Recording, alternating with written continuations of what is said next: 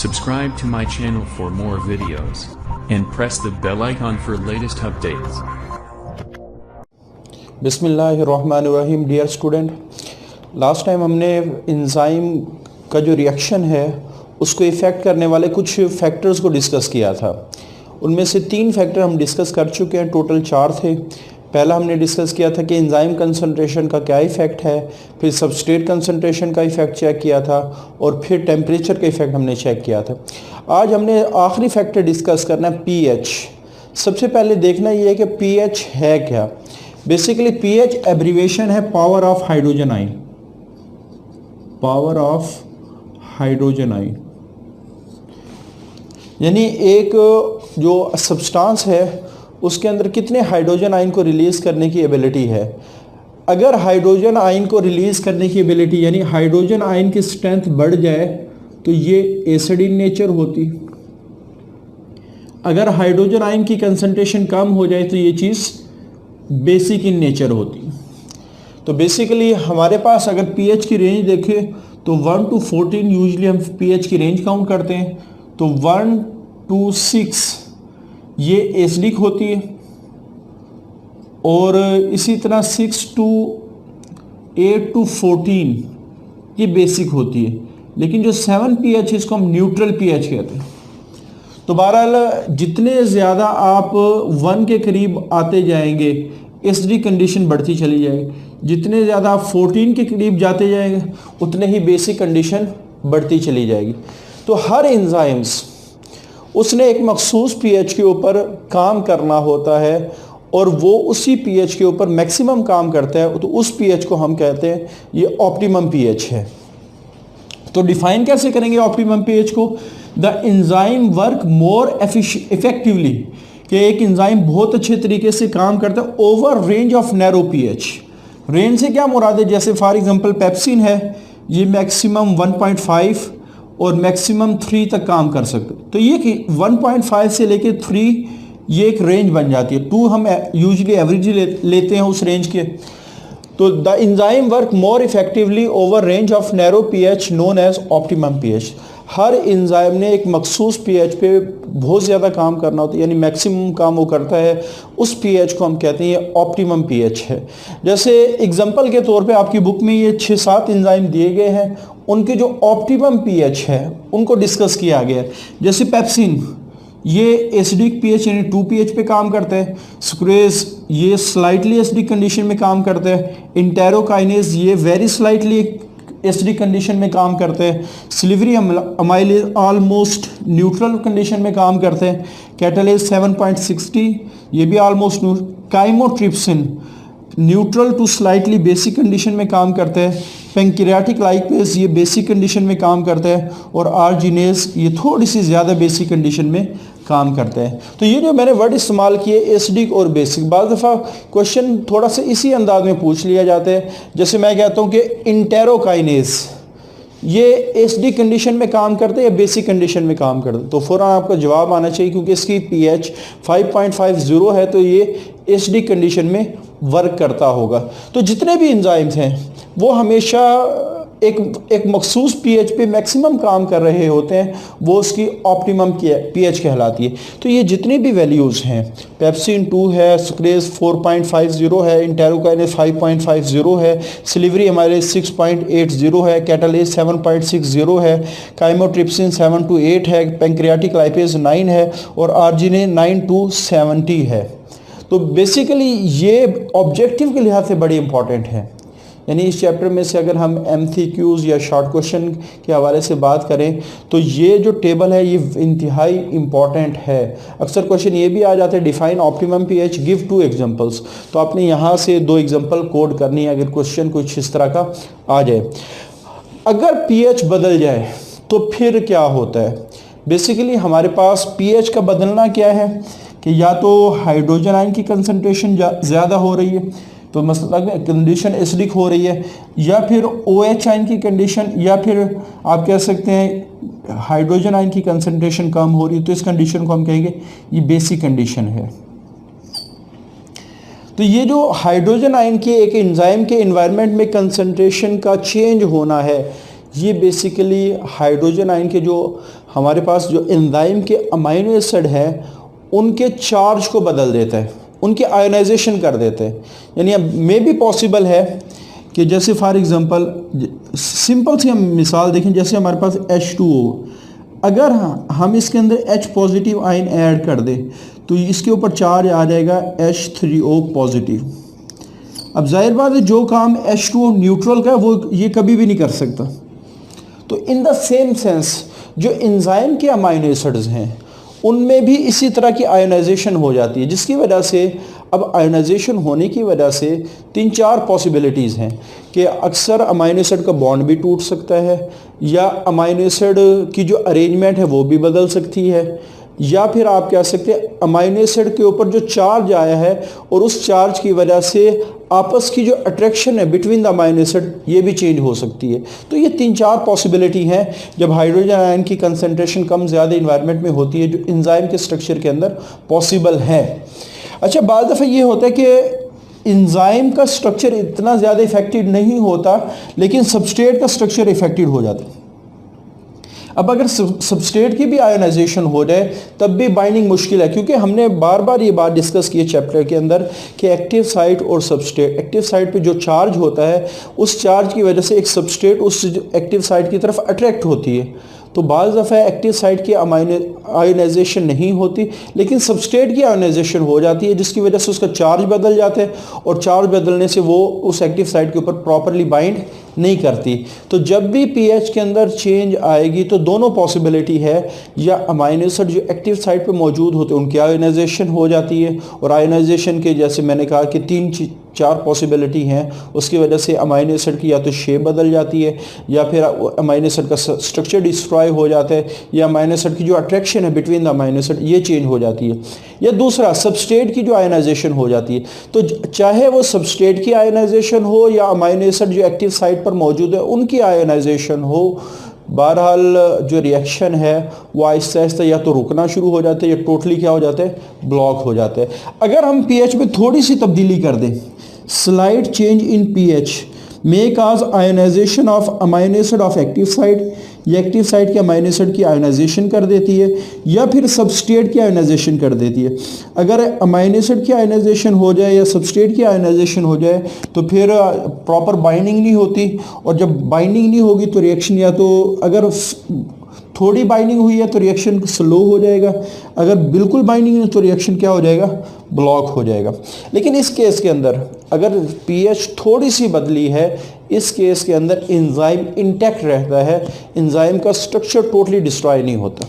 हाँ, अगर extreme change in pH हो जाए, अब एक्सट्रीम का मतलब क्या है, अक्सर स्टूडेंट एक्सट्रीम का मतलब हाई पीएच समझते हैं, जो बहुत ही ज़्यादा गलत है। एक्सट्रीम चेंज का मतलब ये है कि अगर एक, जैसे पेप्सी ने इसको 2 पीएच चाहिए थी, हमने इसकी पीएच 9 कर दी, उसको कंडीशन क्या चाहिए थी, एसिडिक, हमने पीएच क्या कर दी, बेसिक। इसी तरह अगर हम बात करें आर्जिनेज, ये पेप्सी, इसी तरह आर्जिनेज की बात करें, इसको पीएच 9.7 बेसिक चाहिए थी और हमने पीएच कर दी इसकी एसिडिक, तो ये डीनेचर हो जाएगा, क्योंकि बेसिक और एसिडिक में बहुत ज़्यादा डिफरेंस है और यहाँ एसिडिक और बेसिक में बहुत ज़्यादा डिफरेंस है। तो इसको हम कहते हैं एक्सट्रीम चेंज। अगर उसकी कंडीशन एसिडिक है हम बेसिक कर दें, ये बहुत ज़्यादा तब्दीली आ गई। अगर उसकी कंडीशन बेसिक है हम उसको एसिडिक कर दें, ये भी बहुत ज़्यादा क्या आ गई, चेंज आ गई। तो जब भी बहुत ज़्यादा चेंज आती है पीएच के अंदर, तो जहाँ हमने डिस्कस किया कि अगर थोड़ी चेंज आए तो आयनाइजेशन बदलती है, अगर बहुत ज़्यादा चेंज आए तो अमाइनो एसिड के जो बॉन्ड्स हैं वो टूटना शुरू हो जाते हैं, और अमाइनो एसिड के जो बॉन्ड्स जब टूटना शुरू हो जाएंगे तो ऑटोमेटिकली एंजाइम क्या हो जाएगा, डिनेचर हो जाएगा। तो काज डिनेचरेशन ऑफ एंजाइम, क्यों, जो बॉन्ड हैं एंजाइम्स के अंदर जो अमाइनो एसिड के दरमियान, क्योंकि एंजाइम सारी प्रोटीन्स हैं उस वो अमाइनो एसिड से बने हुए, तो एंजाइम में जो अमाइनो एसिड के बॉन्ड है वो टूटना शुरू हो जाए और एंजाइम को हम क्या है, डिनेचर, और रिएक्शन टोटली मुकम्मल तौर पे ब्लॉक हो जाएगा। अच्छा, ये जो मैंने बात की है कि अगर क्वेश्चन आ जाए कि what happens to enzyme at high pH, तो अक्सर स्टूडेंट यहाँ ये वाली बात लिखते हैं कि जैसे टेम्परेचर पे हमने eight very high temperature all enzymes are denature, तो in the same sense student यही कॉन्सेप्ट यहाँ पीएच पे भी अडॉप्ट कर लेते हैं कि at very high pH all enzyme are denature, जो इंतहाई गलत है। आपने हमेशा याद रखना है जब हम हाई पीएच की बात करते हैं तो इसका मतलब है कि हम बेसिक कंडीशन उसको दे रहे हैं। तो बेसिक कंडीशन में सारे एंजाइम डीनेचर नहीं होते, सिर्फ एसिडिक एंजाइम डीनेचर होते। तो इस क्वेश्चन का जो आंसर है कि what happens to enzyme at very high pH, तो 2 लाइनों में आपने जवाब देना है। पहली लाइन क्या है कि all acidic enzyme will denature, दूसरी क्या है all basic enzyme will work more effectively, क्योंकि उनको बेसिक कंडीशन चाहिए वो मिल गई है। तो यहाँ 2 पॉइंट के अंदर आप इसका आंसर कर सकते हो। अच्छा, इसी तरह एक और क्वेश्चन आता है, write down the 2 condition at which enzyme are denatured, कि 2 कंडीशन लिखी जिस पे एंजाइम डीनेचर हो जाए। तो लास्ट लेक्चर में हमने डिस्कस किया था कि at very high temperature all enzyme are denature, at extreme change in pH, high नहीं extreme change in pH all enzyme are denatured. तो ये कुछ क्वेश्चन हैं जो आपने जहन में रखने हैं जो इससे रिलेटेड पूछे जा सकते हैं। इनहिबिटर क्या है, नाम से जाहिर है इनहिबिट करना, रोकना। अगर कोई केमिकल चीज़ जो एंजाइम के साथ बाइंड करे और करे किसकी जगह, सबस्ट्रेट की जगह बाइंड करे और वो रिएक्शन को रोक दे, रोकने से क्या मुराद है, वो प्रोडक्ट में कन्वर्ट ना हो, वो इनहिबिटर कहलाती है। तो इसको डिफाइन कैसे करेंगे, any chemical substance which react with enzyme, जो एंजाइम के साथ रिएक्ट करती है in place of substrate, substrate की जगह, and is not transform into the product, और प्रोडक्ट में कन्वर्ट नहीं होती। उसके बाद हमारे पास जो इनहिबिटर हैं ये एंजाइम के रिएक्शन को आर्जी तौर पे, टेम्पोररी थोड़ी जुज़वी तौर पे रोकते हैं, या परमानेंटली या मुस्तकिल तौर पे रोक देते हैं। और इसी बिहाफ पे हमारे पास इनहिबिटर्स की 2 टाइप बन जाती हैं, जो थोड़ी देर के लिए रोकें और जिनके इफ़ेक्ट को ख़त्म किया जा सकते हैं वो रिवर्सिबल, और जिनके इफ़ेक्ट को ख़त्म ना किया जा सके वो इरिवर्सिबल। तो दोनों की टाइप हमने स्टेप बाय स्टेप पढ़नी है। एग्जांपल में आ जाते हैं, काफ़ी सारे पॉइजन्स हैं, एंटीबायोटिक्स हैं, एंटी मेटाबोलाइट्स हैं, साइनाइड्स जो बहुत ही मशहूर जहर कंसिडर किया जाते हैं, और काफ़ी सारी ड्रग्स। तो ये ज़्यादातर एंजाइम को इनहिबिट करके अपना काम करती हैं। कुछ इनमें से आप कह सकते हैं रिवर्सिबल हैं, कुछ इसमें से इरिवर्सिबल भी। जैसे पॉइजन सारे के सारे इरिवर्सिबल नहीं होते, कुछ रिवर्सिबल भी होते हैं, कुछ इरिवर्सिबल भी होते हैं। बहरहाल आपने अगर इनहिबिटर की डेफिनेशन आए तो साथ आपने ये मेंशन एग्जांपल लाजमी मेंशन करनी है। उसके बाद हमने कहा कि कुछ टेम्पोरेरी आर्जी तौर पे रोकते हैं और कुछ मुस्तकिल तौर पे एंजाइम को ब्लॉक कर देते हैं। तो परमानेंटली वाले क्या कहलाते हैं, इरिवर्सिबल इनहिबिटर कहलाते हैं। तो इनको डिफाइन हम कैसे करेंगे, ऐसे inhibitor whose effects can not be neutralize, ऐसे इनहिबिटर जिसके असर को दोबारा ख़त्म ना किया जा सके, जिसकी फंक्शनिंग अगर एंजाइम के साथ वो बाइंड कर जाए और एंजाइम की फंक्शन को दोबारा बहाल ना किया जा सके, वो इरिवर्सिबल इनहिबिटर कहलाते हैं। Their effect are permanent in nature, तो इनका जो इफेक्ट है वो परमानेंट इन नेचर होता है। उसके बाद जैसे मैकेनिज्म ऑफ एक्शन किया, कैसे ये काम करते हैं, they check the rate of reaction, इन्होंने रेट ऑफ रिएक्शन को बदलना है। कैसे बदलेंगे, पहला काम डिस्ट्रॉय द एंजाइम, एंजाइम को ही डिस्ट्रॉय कर दें, बात ही ख़त्म। एंजाइम डिस्ट्रॉय तो आप कह सकते हैं स्ट्रक्चर एंजाइम का जो ही डिस्ट्रॉय होगा तो एंजाइम दोबारा प्रॉपर्ली वर्क नहीं। अच्छा, दूसरी जो बात है कि एक्टिव साइट के ऊपर कब्जा कर लेते हैं। एक्टिव साइट के ऊपर कब्जा कैसे करते हैं कि एक्टिव साइट के साथ या तो कोवलेंट बॉन्ड बना लेते हैं, ठीक है, पहला चीज। दूसरा, या bye block the active site physically, या फिजिकली ब्लॉक कर दें। फिजिकली से क्या मुराद है, अच्छा कोवलेंट बॉन्ड की तो समझ में बात आसानी से आ जाती है कि जैसे एक एक्टिव साइट है उसके ऊपर इनहिबिटर आके उसके साथ कोवलेंट, अब कोवलेंट बॉन्ड एक स्ट्रॉन्ग बॉन्ड है जिसकी वजह से इनहिबिटर को दोबारा उतारा नहीं जा सकता। जब तक एक्टिव साइट पर कब्जा है इनहिबिटर का, एंजाइम प्रॉपर एक्शन नहीं करेगा, प्रोडक्ट नहीं बनेगी।